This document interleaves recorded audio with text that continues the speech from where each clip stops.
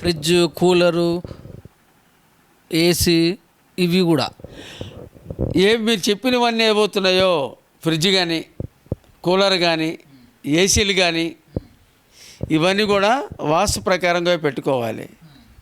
అంటే ఇవి ఫ్యాను ఆకాశంలోంచి ఏదవుతుందో గాలి పడుతుంది కాబట్టి ఇప్పుడున్నవి ఏదవుతుందో ఫ్యాన్స్ ఏమవుతుందో పైన ఫిట్టింగ్ ఏదవుతుందో వాస్తు ప్రకారంగా ఫ్యాన్స్ పైన ఫిట్టింగ్ చేస్తున్నారు.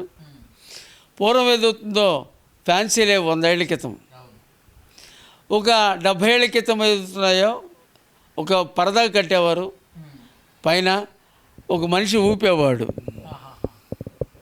గాలి కోసం. కిటికీలు ఏదో విశాలంగా పెట్టుకునేవారు వారు చక్కగా గాలి రావడానికి. ఇలాంటి వాస్తుశాస్త్ర ప్రకారంగా ఆ రోజున నియమాలు పాటించేవారు. వస్తువులు ఏదవుతున్నాయో పెట్టుకునే విధానం కూడా చెప్పడం జరిగింది పడమర దర్శనంలోని.